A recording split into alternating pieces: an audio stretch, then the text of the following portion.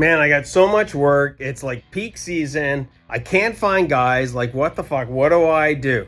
Hey guys, I'm Andrew Houston here with another trading tip. I'm going to tell you what to do, and I'm going to tell you that it doesn't involve hiring somebody. You know, it involves doing a couple things, 3 simple things that definitely work. Like, I'm going to give you insights on, I fucking guarantee you. It doesn't mean that down the road you don't need to hire, but like, what do we do in this situation? Well, we can keep trying to look for people, and there's ways of doing that. Absolutely. You know, you can go get some more insights on how to ethically steal your competition's, top talent. I've got training on that. But let's talk about like what you can do with the crews that you got right now. Guys, you gotta do more with less. And I know that you can do this if you focus in on making your jobs more efficient. Efficiency is the key word with the work that you've got right now. The more efficient you can be, the more profitable you can be. Like, think about this for a second. Let's say that you were able to increase your efficiency just by 20%. Okay, sounds like a big number, but when I start showing you some of the ways, I think there's like over 30 different ways to do that. Let's say you increase it by 20% and you did 100 jobs on average a year, you would be able to do basically an extra 20 jobs a year if you could become more efficient. If you're 10% more efficient, you can do, if you did 100 jobs a year, you could do 10 more jobs a year. And think about that. That means basically almost 100% of any more work that you get is almost 100% more profit, because you wouldn't have been able to do that work if you didn't make the jobs more effective and more efficient. So what the hell do you do about it? Well, guys, there's a process. There's a way about doing it. And to get the most out of this, the first thing you've got to do when it comes to so many different aspects of your business, no different than this, is you need to audit that specific area. So in this case, we have the job site cheat sheet, okay? Guys, this is specific for contractors. The contractor's job site cheat sheet breaks it down into 3 phases. I'm not gonna get into what goes into each of the phases. Get the tool, click it down below. But there's 3 phases we gotta optimize. The first phase, okay, remember we said 3 simple steps? Number 1 is the pre-start. What we do to get ready before we even start the job has a massive domino effect, positively or negatively. You get that right, things tend to go a lot smoother at each of these next 2 phases I talk about. If you don't get this right, you're fucked. You're fucked.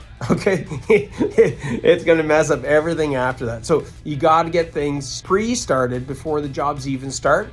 Number 2, you gotta focus in on the running of the job. That is a very key critical step, which is fed by how well you did the pre-start. Running of the job is key. And we all know that, but I mean, is your jobs really that efficient when it comes to running them? How many phone calls are you getting from your guys every day, every week, if you add it up in the month of like issues they're having on the jobs that they're on, they should have been able to address, that could have proactively been addressed.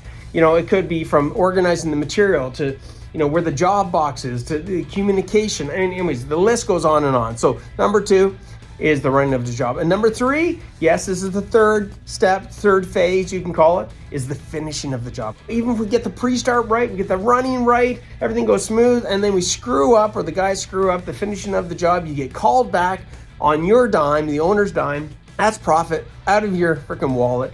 And the worst case, if it's an A grade, client, a really good client that you've been working with for a while, or you want to keep getting work from, or you want them to spread the word of how good of a contractor you are, and you screw that up, oh my God, man.